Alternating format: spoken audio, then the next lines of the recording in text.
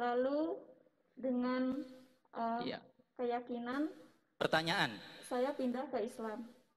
Pertanyaan saya, apabila nanti saya menikah, saya harus ikut adat agama apa? Karena orang tua saya Hindu. Okay, if dan I want saya to Islam. marry, what should I follow? If I marry, what should I follow? Agama saya. Apabila saya menikah dengan orang Islam, saya harus ikut adat siapa? Apakah adat orang tua saya yang Hindu atau adat saya yang sekarang Islam? If I want to marry with a Muslim, what should I follow of the tradition, the Hindu tradition or Islamic tradition? Hindu's teaching or Islamic teaching if I marry with one Muslim?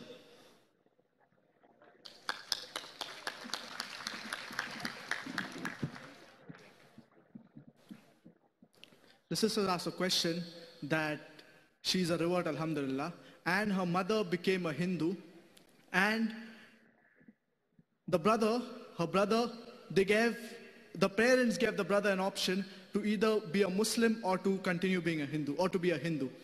So the sister is asking that she wants to marry someone, so should she do it according to the Islamic way or according to the Hindu way? First we need to know that sister, Allah subhanahu wa ta'ala says in the glorious Quran in Surah Baqarah chapter number 2 that do not marry a mushrika until she believes. A believing woman is better than the mushrika. And the verse continues and says that do not marry a mushrik until he believes. For a believer is better than the mushrik, even though the mushrik allows you. So in Islam, it is clear cut that if you want to marry someone, that person has to be Islam. That is, he has to believe in one God. He has to believe in Tawheed, and he has to believe in Prophet Muhammad sallallahu alaihi wasallam. So if you want to marry someone, you have to do it according to the guidelines of the glorious Quran and the teachings of our beloved Prophet Muhammad sallallahu alaihi wasallam. So whenever you wish to marry, you need to marry a Muslim, and you need to do it according to the teachings of the beloved Prophet Muhammad sallallahu alaihi wasallam. That is, have a nikah, and according to the teachings of the Quran and the Prophet sallallahu alaihi wasallam. I hope that answers the question. Ya, dijawab oleh Can translate it, please.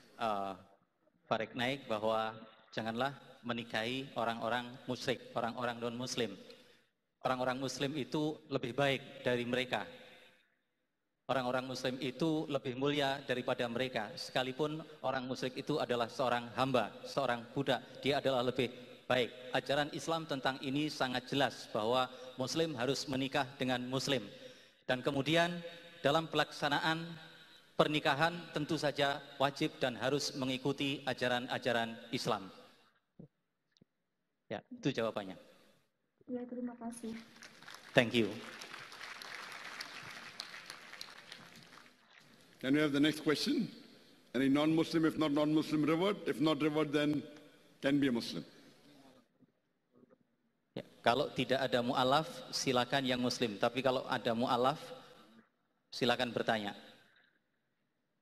Assalamualaikum warahmatullahi wabarakatuh. Waalaikumsalam. Saya Rendra dari Trenggalek.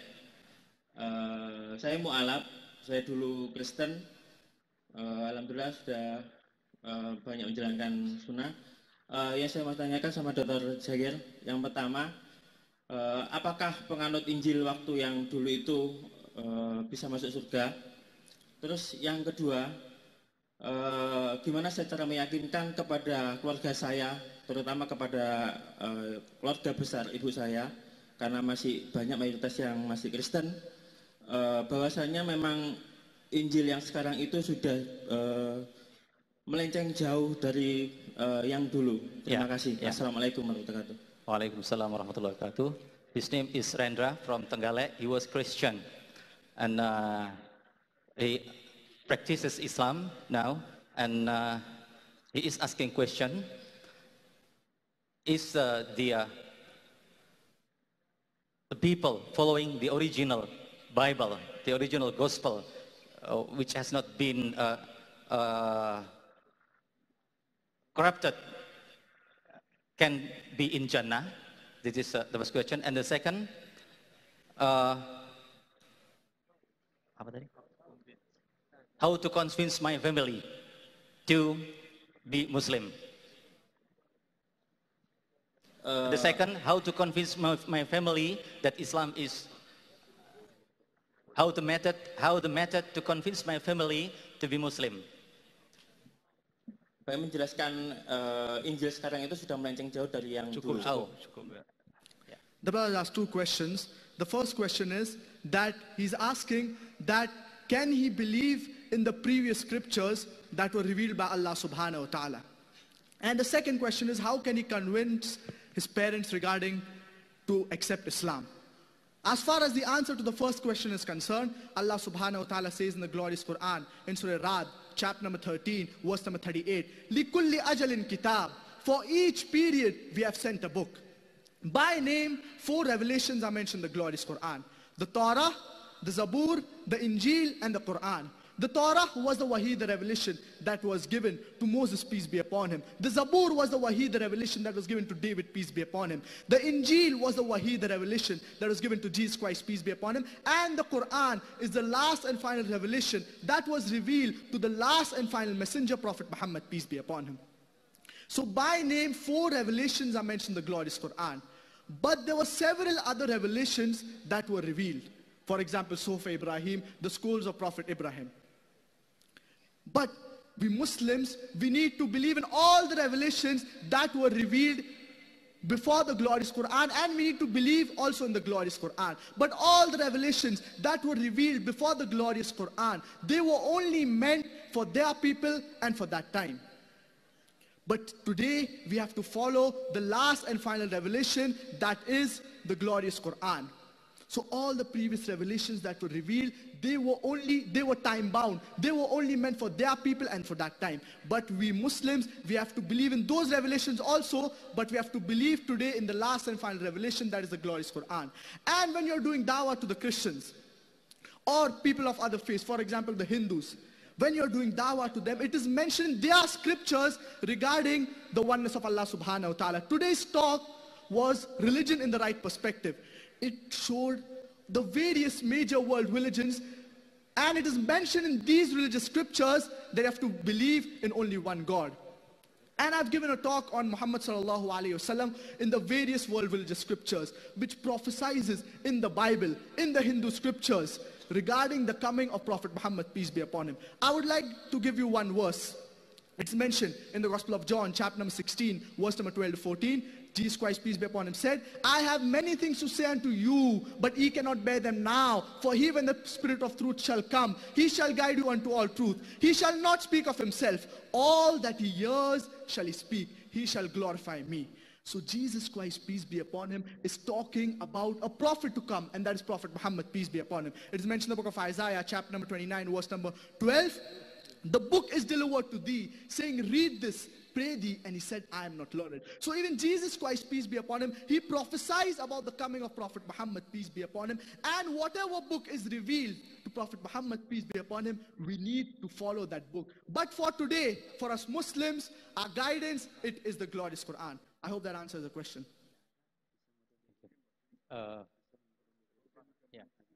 Dijelaskan bahwa Okay, the second part of the question is how can you convince your parents regarding them to accept Islam? Brother, if you heard today's talk, it talked about religion in the right perspective. That is the concept of God in the major world religions. So you should tell, if your parents, they are Christians, you should tell them that there is not a single unequivocal statement, not a single unambiguous statement in the complete Bible where Jesus Christ, peace be upon him, himself says, I am God, or where he says, worship me. And Jesus Christ, peace be upon him, he never claimed divinity. There are several references mentioned in the Bible wherein Jesus Christ, peace be upon him, he has never claimed divinity. In fact, he said, it is mentioned in the Gospel of John, chapter number 5, verse number 30, I can of my own self do nothing. As I hear, I judge, and my judgment is just, for I seek not my will, but the will of my Father. Same thing is mentioned in the Hindu scriptures, that you have to worship only one God who has got no images. It is mentioned in Yajurved, chapter number 32, verse number 3, Na tasipati ma asti, of that God there is no image.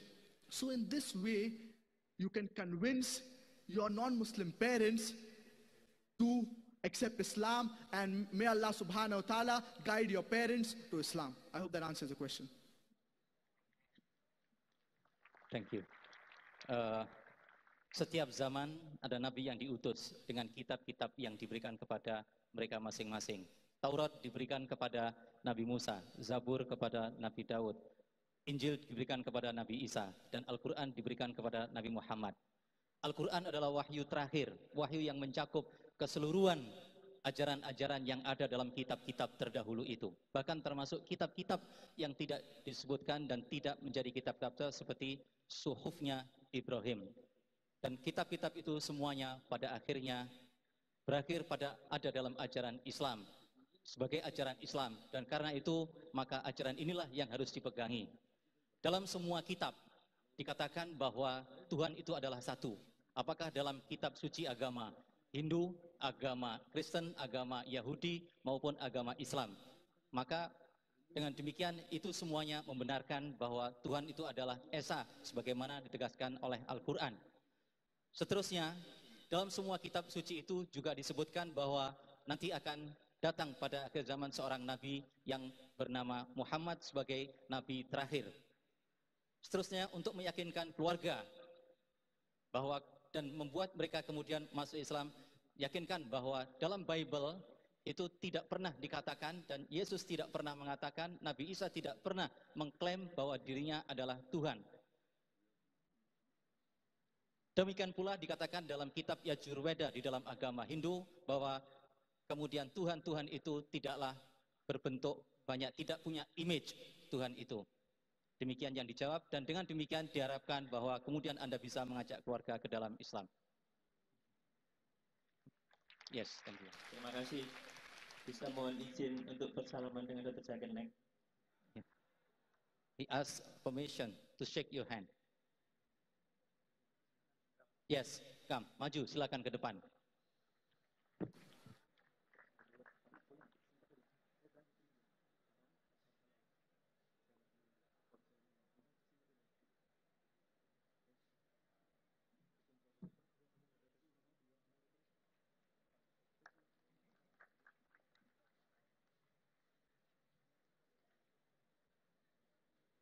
Can we have the next question from the sister side?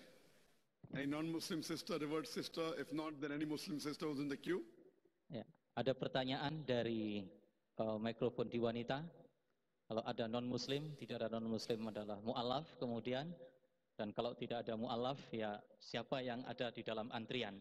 If it's a revert or a Muslim asking a question, please restrict your question to the topic today, Muhammad Sallallahu Alaihi Wasallam, the mercy to humanity, or religion in the right perspective. Muslim should ask questions only on the topic, please.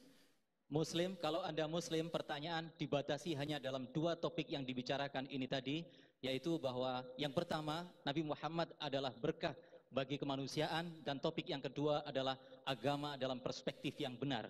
Muslim hanya boleh bertanya dalam dua topik ini saja. If you have a question outside the topic for a Muslim, it will not be entertained. Non-Muslim, no problem. Kalau Muslim bertanya di luar topik ini tidak akan dilayani. Tetapi kalau non-Muslim akan dilayani. Sister, is your question related to today's topic? Apakah pertanyaan Anda, ada yang mau bertanya? Apa pertanyaan Anda terkait dengan topik yang dibicarakan? Kalau saya mu'alaf dan saya ingin menanyakan di luar hal itu. She is revert. Okay, most welcome. Oke, silakan. Nama saya Nanda, saya mahasiswa. Nama baptis saya Catherine. Sampai sekarang ayah saya Islam, ibu saya Katolik. Selama ini saya menganut surat Al-Kafirun, lakum dinukum waliyati, untukmu agamamu, untukku agamaku. Cukup sebentar. My name is Nanda, and I was Christian. I am student. My father Muslim and my mother Catholic, and I believe and I practice the surah Al-Kafirun. Teruskan. Hal ini karena berdasarkan Al-Baqarah ayat 62. Tapi ternyata ada ayat lain yang mengatakan bahwa orang-orang Nasrani dan Yahudi akan masuk neraka. Mengapa ayat yang lain ini kontradiksi dengan Al-Baqarah ayat 62 itu? Lalu siapa? Yeah, cukup. But then that is the verse of Surah Al-Baqarah, verse 22, which says that, verse 62. Verse 62, and there's also that says Christian, Jews, they are not Muslim, they will be in the hell.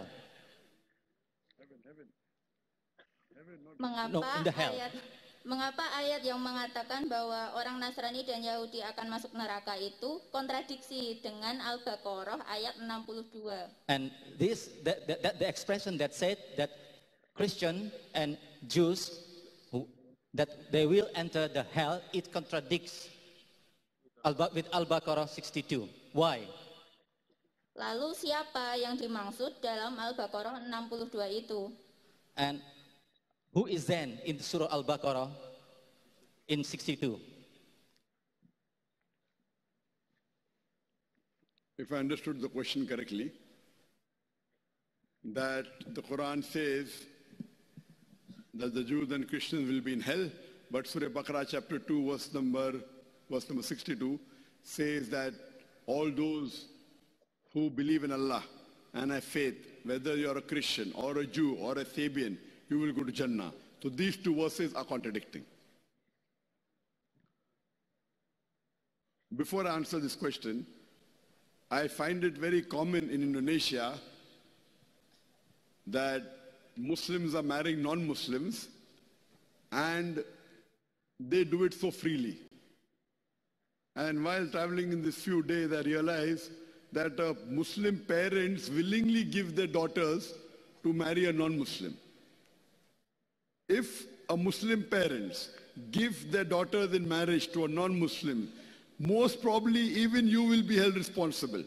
Why do the Muslim parents of Indonesia give their daughters and their sons in marriage to non-Muslims? How are you doing it? Allah clearly states in the Quran, in Surah Baqarah, chapter number 2, verse number 221, that do not marry mushrikah until she believes. A believing woman is far better than a mushrikah, even if she allows you. That means you do not marry a mushrik girl until she believes.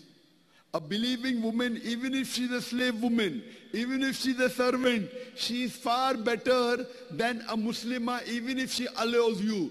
She may be the Queen of England. She may be the most beautiful woman in the world. But if she's a non-Muslim, a Muslim woman who is a slave woman is far superior. Why don't the Muslims of Indonesia know that? The verse continues, do not marry a mushrik, do not marry an unbelieving man until he believes. A believing man, a slave man, a servant who's a poor man is far superior than a non-Muslim, even if he allows you. He may be the most handsome man in the world. He may be the king of the world. But a man who has belief, faith is far superior. I think the Indonesian parents don't read the Quran with understanding. In my country, India, if the children of a Muslim parent marry a non-Muslim, 99% they'll be thrown out of the family. Here, the parent is very happy. My daughter is marrying a Christian, my daughter is marrying a Hindu, my son is marrying a Hindu lady and he wants to become Hindu, and they laugh. What's happened to the Muslims of Indonesia?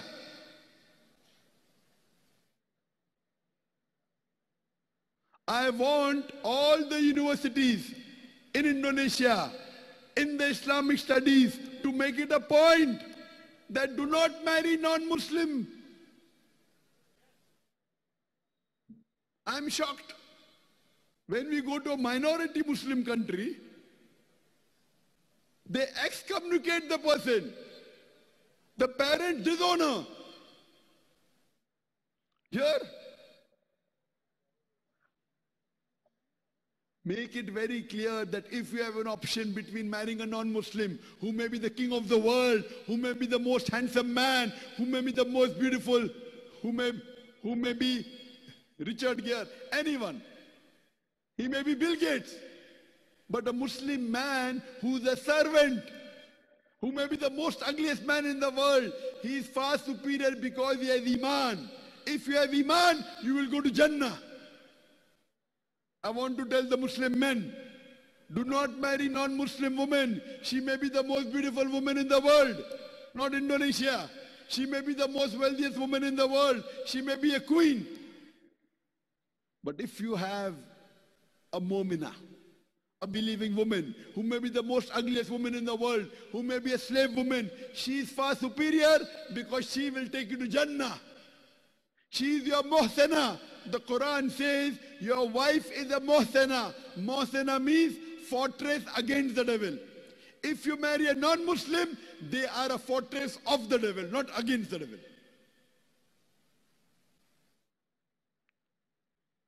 The sister is asking a question that isn't the contradiction in the Quran.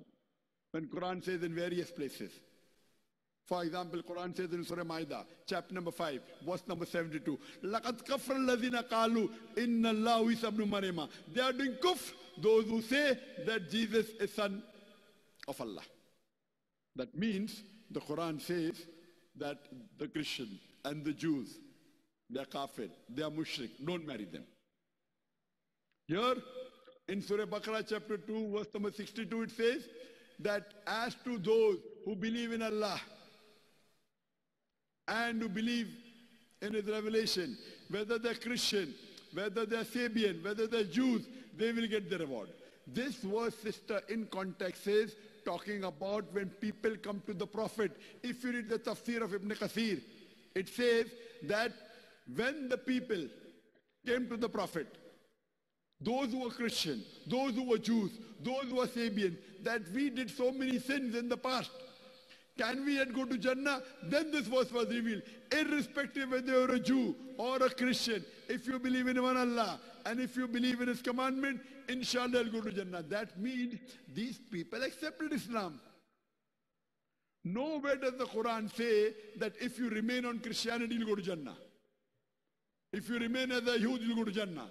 It's clear cut. It's your misunderstanding. The verse of Surah Baqarah chapter 2 verse number 62 is talking about those people who were in the past Christians and Jews and Sabians, and now if they accept Islam, Allah says if you accept Islam, you will go to Jannah. Hope that answers the question.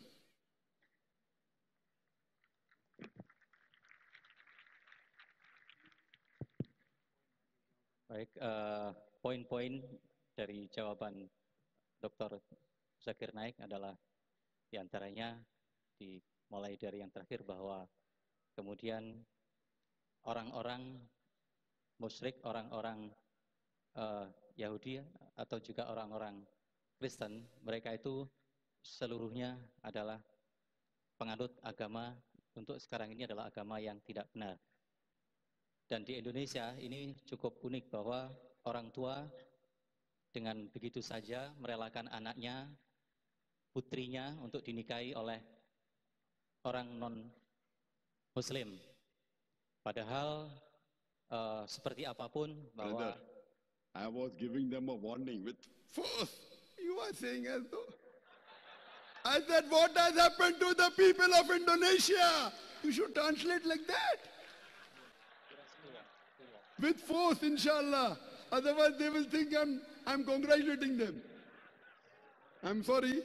yes, I'm trying to help you. With that emotion, what has happened?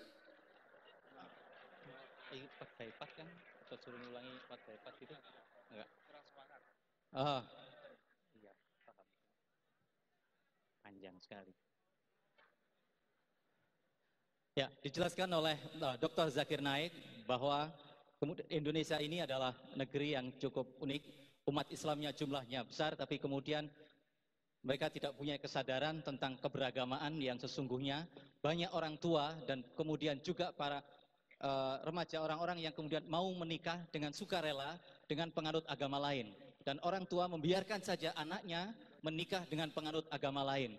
Padahal jelas sekali bahwa orang-orang musyrik itu, orang-orang non-muslim itu, sekalipun mereka itu adalah lebih menarik, sekalipun mereka itu cantik, sekalipun mereka itu kaya, sekalipun mereka itu punya kedudukan yang tinggi, tetap tidak lebih baik dari seorang muslimah. Seorang muslimah apapun dia wujudnya, apakah dia seorang hamba, seorang budak, ataukah dia itu seorang yang kemudian kurang cantik, tapi dia adalah lebih baik dibandingkan dengan non-muslim. Karena itu, melihat Indonesia yang semacam ini, saya menjadi shock. Saya pesan kepada perguruan tinggi Indonesia dan tokoh-tokoh Islam Indonesia dan umat Islam Indonesia, jangan sampai kemudian membiarkan putra-putrinya untuk menikah dengan penganut agama lain.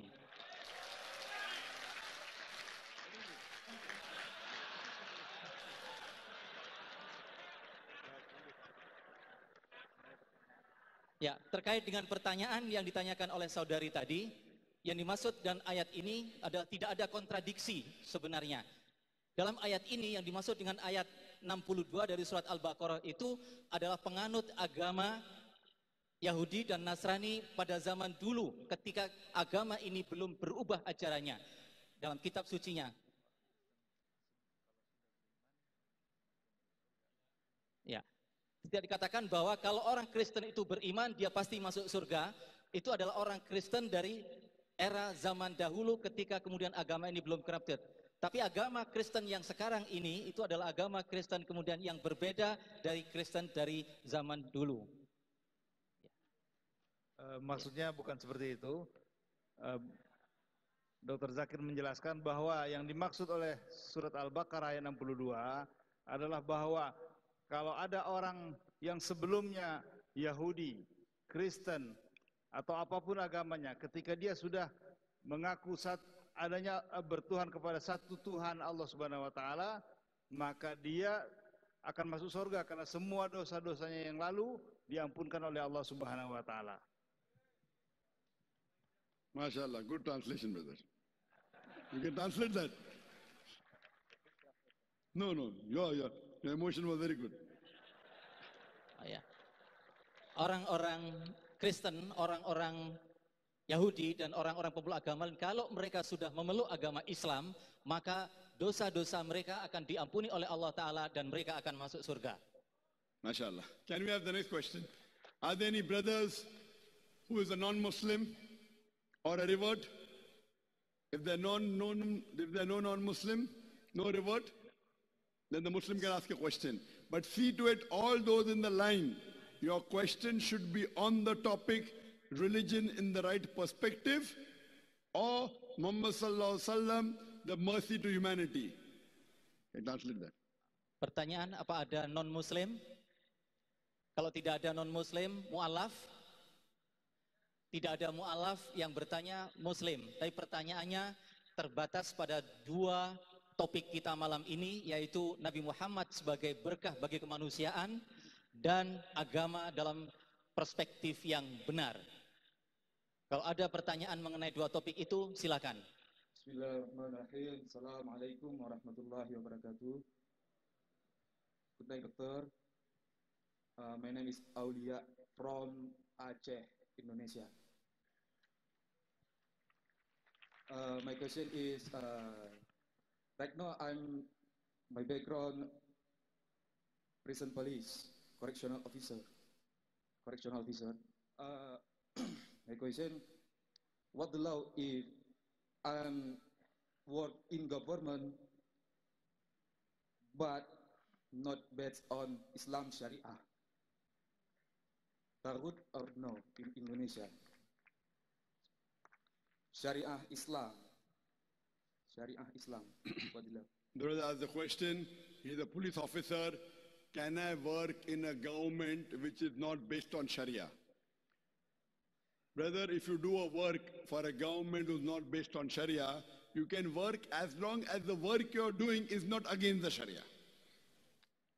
If the work you're doing is against the Sharia, then you cannot work. If the government is not on Sharia, but is telling you to do something which is allowed in Sharia. For example, the government tells you catch someone who robs. You can catch because you're police officer, correct? If the government says catch someone who rapes, no problem. But the government says that go and help someone in making an alcohol bar. So you as a policeman cannot go and help someone. If the government says close the alcohol bar, then you can go and close. Inshallah. So if the commandment, if the government instruction and Allah's instruction or the Rasul's instruction contradict, you have to follow Allah and His Rasul. For every Muslim, if the instruction of Allah and His Rasul contradicts with anyone in the world, whether it contradicts with your parents, whether your teacher, whether your principal, whether your rector, whether your prime minister, whether your president, Allah and His Rasul is number one for us. Our beloved Prophet said, a Muslim is not a Muslim unless he loves the Prophet more than he loves his own life. So as far as working, you can work. But if they tell you to do something against the Sharia, for example, Allah says in the Quran in Surah Baqarah chapter 2 verse 188, do not use your wealth as a bait on judges to eat other people's wealth. Bribing is haram. It is one of the major sin in Islam. Now if you are a police officer and take bribe, haram. Whether the government tells you or not is secondary, but if you take bribe, it's haram. It is very clear cut. You should know the rules and regulations. So any work against the teachings of Allah and His Rasul, you have to follow Allah and His Rasul. Hope that answers the question. Takbir. Ya. Selanjutnya pertanyaan dari And we wanita. have the next question from the sister's side. If there are no non-Muslims or reverts, then a Muslim sister can ask a question. Kalau ada non-Muslim tidak ada mu'alaf. Kalau tidak ada Can the muslimah. sisters make a queue? MashaAllah, the gents, there are more than 100 people here in the queue. The Nggak ada. sister who would like to ask a question amongst the Muslim, please can you make a queue behind the microphone? Muslimah yang mau bertanya silakan antri di belakang mikrofon. Barisan laki-laki cukup panjang tapi barisan wanita hampir tidak ada. Silakan yang mau bertanya untuk antri di belakang mikrofon.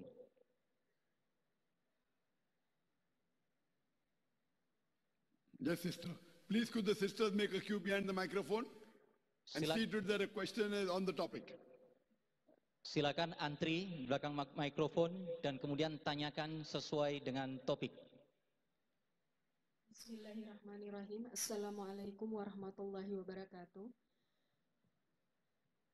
Nama saya Rosita Majis Mujid, asal dari Ambon, Maluku, Indonesia. Seperti yang kita ketahui bersama bahwa dari kita sekolah dasar hingga perguruan tinggi, itu selalu diajarkan bahwa bumi itu bulat. Pertanyaan. Her name is Rosita Majis Mufid. She is from Maluku. Sedangkan jelas bahwa dalam Al-Quran, Quran surat Kaf ayat 7, Quran surat Az-Zariyat ayat 48, dan Quran surat Al-Ghaziyah ayat 20 itu disebutkan bahwa bumi itu dihemparkan. Lalu bagaimana? Apakah selama ini kita dibohongi oleh sains modern? Atau mungkin Dr. Zakir Naik punya pendapat sendiri tentang masalah ini? Terima kasih. She is asking question related to that the globe, the earth is flat. And it contradict with the verses of the Quran. For example, Al-Dhariyat 48.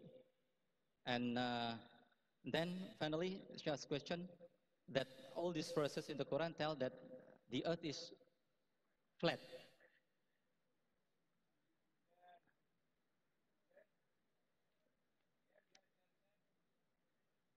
Bukan flat tapi dihemparkan. If I'm not mistaken, she quoted 3 verses of the Quran. Wal-ardu ba'da dhalika dahaha. Sorry? Wal-ardu ba'da dhalika dahaha. That comes very explicit in the Quran, but let's see what she's saying. 51:40. You said 51:48. Ask her the verse number again. Ayatnya berapa tadi Mbak yang disebut? 48. Surat Kaf ayat 7, Quran surat Az-Zariyat ayat 48, dan surat Al-Ghaziyah ayat 20. Qaf 7, Az-Zariyat 48, and Al-Ghashiyah 20. The sister posed the question that the world is spherical. The Quran says in several places the world is flat, in Surah Qaf, including Surah Dariyat, chapter 51, verse number 48. What she's referring to, that Quran says Allah has made the earth as a farash, as a spread out. Quran says, "Wal arda ba'da kadhalika daha." We have spread out the earth. Sister, whenever when the Quran says that the earth is spread out, it does not mean it is flat. Spread out means it is spread out. Some place the Quran says the earth is spread like a carpet. We have a misconception that a carpet is only put on a flat ground. If you have a big globe, you can imagine the world is very big, nearly 4,000 miles in radius. Circumferences. Even if you take here, if you just think of a 50 meters globe, and if you stand on it, it looks flat. So we have a misconception that the carpet is spread only on flat. If you take a big globe, you can even spread a carpet on the big globe. The complete verse was it says that we have rolled out the earth as a carpet for you so that you could walk on it. Today science tells us that the earth that we live on, it is about 4,000 miles in radius.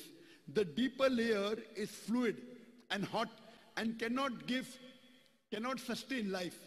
But the superficial layer, it is a thin crust, hardly about 10 miles in thickness. And this, what I believe, is a layer which helps us to walk on it. So when the Quran says we have spread out the earth like a carpet, we think carpet is flat. No, a carpet can also be rolled out on a globe. And furthermore, carpet is rolled so that you can walk easily on it. So Allah says He has made the earth, thin crust of the earth, so that you can walk on it. All these verses, Surah Qaf, Surah Dariyat, say we have spread out the earth. Spread out doesn't mean flat. It is your misconception. Spread out means it is made spacious. And even a globe can become spacious. Because no two verses of the Quran will contradict. If you think, okay, it can have two meanings, how come you have chosen spherical only? Because there are other verses of the Quran which clearly mention that the earth is spherical. If you read the Quran in Surah Naba, chapter number 78, Surah Naziyat, chapter number 79, verse number 30, Wal arda ba'da dhalika dahaha. And thereafter we have made the earth egg-shaped. One of the meaning of daha is spread out, the other meaning coming from the Arabic word duya. Duya means egg-shaped. And we know that the earth is not completely round like a ball, it is flattened from the pole. It is geospherical in shape. And daha doesn't refer to a normal egg, it refers to the egg of an ostrich. It also refers to the place where the ostrich lays an egg. And today we know that the egg of an ostrich is geospherical in shape. So Quran is mentioning that the earth is geospherical in shape. Furthermore, in Surah Luqman, chapter number 31, verse number 29, it says that Allah subhanahu wa ta'ala has created, He merges the night unto the day and merges the day unto the night. Alam tara anna Allah yulijul layla fil nahari wa yulijul nahara fil layli.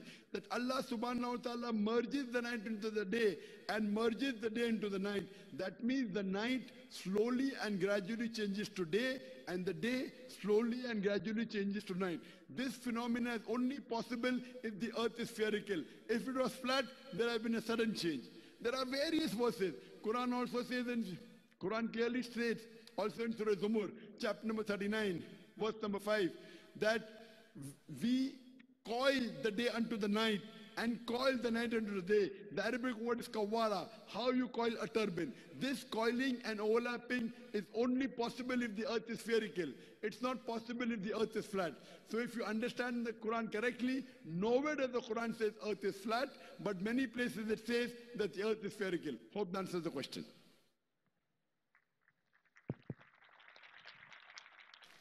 Dr. Naik menjelaskan bahwa yang dimaksudkan dengan kata dihamparkan dalam ayat itu tidak berarti datar. Dia seperti karpet. Karpet itu kalau kemudian kita injak begini, kita bisa berjalan di karpet itu. Tapi karpet itu jangan dibayangkan bahwa dia datar. Karpet itu bisa kemudian digunakan, dihamparkan terus, dan dia bisa kemudian menyelimuti dan bisa menggulung bumi. Artinya dia meliputi dan seterusnya. Tapi setiap kali Anda berjalan di atas karpet itu, Anda merasa datar memang. Tapi sebenarnya karpet itu dihamparkan di sini seperti karpet, tidak berarti bahwa bumi itu adalah datar. Dan bumi itu dalam pengertian dahaha yang lain, bahwa diartikan tidak berarti dihamparkan seperti dihamparkan, tapi diartikan seperti bentuknya seperti telur. Jadi bentuknya bumi itu adalah berbentuk oval seperti telur itu. Nah, bentuk seperti telur inilah yang kemudian bumi ini kemudian yang bisa dihamparkan, diberi hamparan oleh karpet itu tadi. Lalu kemudian dalam ayat yang lain dikatakan, ada yang mengatakan bahwa Allah masukkan atau bergantiannya siang dan malam, atau malam datang masuk ke siang, siang masuk ke malam, dan seterusnya. Itu tidak mungkin terjadi jika bumi tidak berbentuk bulat. Karena itu bumi di dalam ayat Al-Quran itu adalah berbentuk bulat. Berbentuk bulat, dihamparkan tidak berarti datar, tapi dia berarti bulat. Karena itu tidak ada pertentangan antara ayat-ayat Al-Quran ini dengan apa yang diterangkan oleh sains modern. Thank you, Mister. Wassalamualaikum warahmatullahi wabarakatuh. Can we have the next question from the brothers? If there are no non-Muslim and reverts, then a Muslim can ask. But I prefer, see, most of the questions are coming out of the topic. Sorry? Straight to the topic. Straight to the topic. Okay, straight answer. Ask question straight. Okay, Assalamualaikum warahmatullahi wabarakatuh. My name is Sofian Hadi. I come from Sumbawa, West Nusa Tenggara. I'm a teacher. According to your speech, that religion in right perspective, the Christian, the Hindus, and the Buddha, actually, in their holy book, they never claim that there is another God. It's only one God.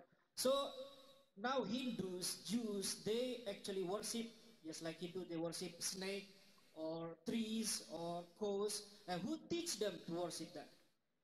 And also the Christian, who teach them to worship Jesus Christ? I think that's my question. Thank you. Assalamualaikum warahmatullahi wabarakatuh. The brother has asked a very straight question, very good question, very important question. If I quoted so many verses from the Jewish scriptures, from the Christian scriptures, from the Hindu scriptures, that God is one, worship Him alone, why do they worship wrong gods? Why do the Christians worship Jesus Christ, peace be upon Him? Why do the Hindus worship the snake? The reason is, who teaches them? It is the church which teaches them. It is the Christian church, the Catholic church, which says this is mentioned in the Bible. So I tell them, give me proof. So they say, don't go to lectures of Dr. Zakir Naik. Why? It is the church which teaches them wrong things. That's the reason I said that if you want to understand Christianity, don't look at the Christians. Don't follow the church. Follow the Bible. So if you ask the church, therefore I said, I challenge any Christian, any father, any priest, any pope, any doctor of divinity, that if they can point out a single verse, an unequivocal verse, an unambiguous verse from anywhere in the Bible where Jesus Christ, peace be upon Him, Himself says that I am God, or where He says worship me, I am ready to accept Christianity. I've been saying this since last 15 years, 20 years. No one so far has come forward. And that's the reason when Christians with an open mind hear, they come and they accept what I'm saying. Same thing with the Hindus. The Vedas is the most highest book. It is against idol worship. There were many reformers. Where did I get this all from? What I say in my lecture, it is from the Hindu reformers.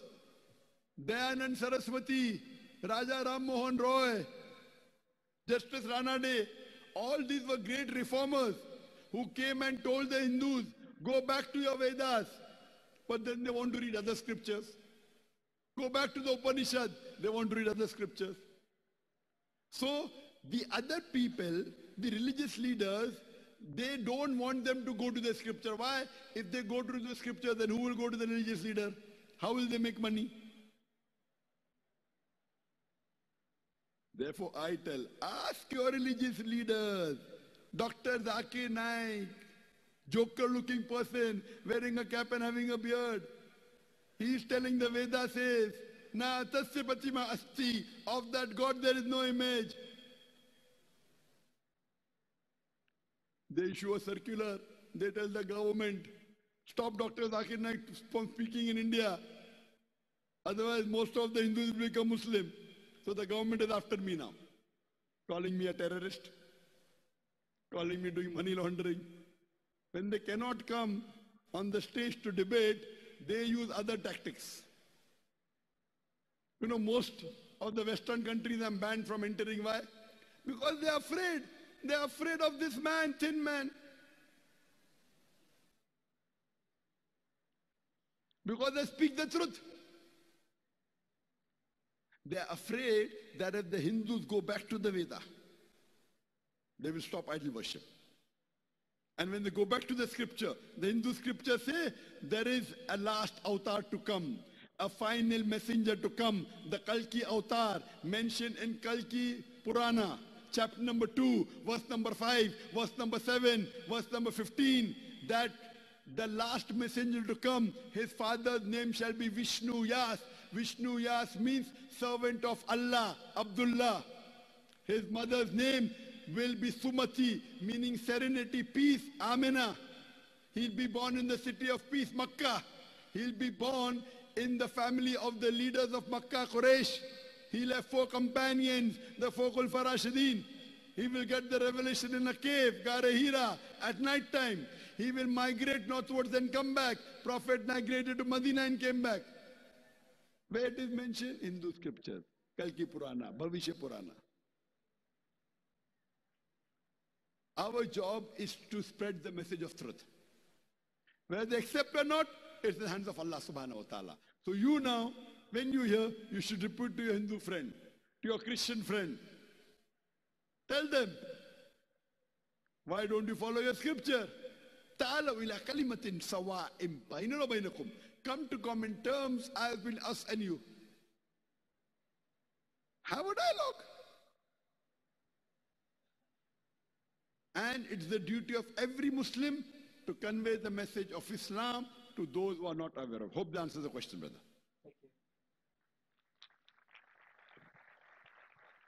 Are there any sisters, non-Muslim sisters, revered sisters? If not, then any Muslim sister would like to ask a question. Ada yang mau bertanya dari wanita non-Muslim kalau ada, atau mu'alaf kalau tidak ada, muslimah. Pertanyaannya terkait dengan kedua topik yang dibicarakan tadi. Baik, terima kasih. Bismillahirrahmanirrahim. Assalamualaikum warahmatullahi wabarakatuh. Nama saya Marta Eri Safira. Saya mu'alaf dan alhamdulillah karena saya mu'alaf, akhirnya adik saya yang ketiga juga sudah mu'alaf. Keluarga saya, bapak ibu saya masih Kristen Katolik. Ya, sebentar. My name Marta Eri Safira. I'm referred mu'alaf, and alhamdulillah, my daughter also become mu'alaf. But my sister also become mu'alaf. But become mu'alaf. My father and my mother, they are still Christian. Terus? Okay, my question atau pertanyaan yang mau saya tanyakan, orang tua saya kan masih Kristen Katolik. Kemudian setiap Natal itu kan saya tahu kalau memang pernah Dr. Zakir Naik juga bilang bahwa kita dalam Islam melarang untuk mengucapkan selamat Natal, karena dengan kita mengucapkan selamat Natal berarti kita kan mengucapkan bahwa Allah itu memiliki putra. Padahal sebentar, because my mother is still Christian, and this family during Christmas celebrate the Christmas, And then for this Christmas, sometimes we are asked also to celebrate and to say congratulations for the Christmas. Terus? Saya tahu bahwa mengucapkan selamat Natal itu juga tidak benar dalam Islam. Namun niat saya mengucapkan selamat Natal pada saat orang tua menyambut Natal itu kan untuk menghargai dan menghormati orang tua. Karena pernah saya tidak pulang juga, maksudnya juga tidak, 2 tahun saya memang waktu Natal tidak. Stop. It is of course when my family, my mother celebrate Natal, celebrate Christmas. If I don't join in the celebration, I feel first uneasy with my mother because she is my mother. And then terus? Dan kemudian 2 tahun itu saya tidak menyambut selamat Natal. Orang tua saya itu sedih dan pernah juga mengatakan sesuatu. Pertanyaannya?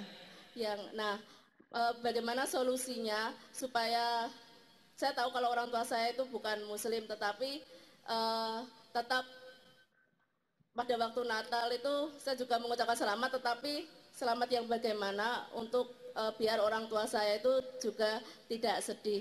Kemudian cukup. How to solve the problem if my mother celebrate Christmas? May I also say Happy Christmas to my father or my mother? Because if I didn't do that, then will be my relationship with my mother will be a problem. What should I do then?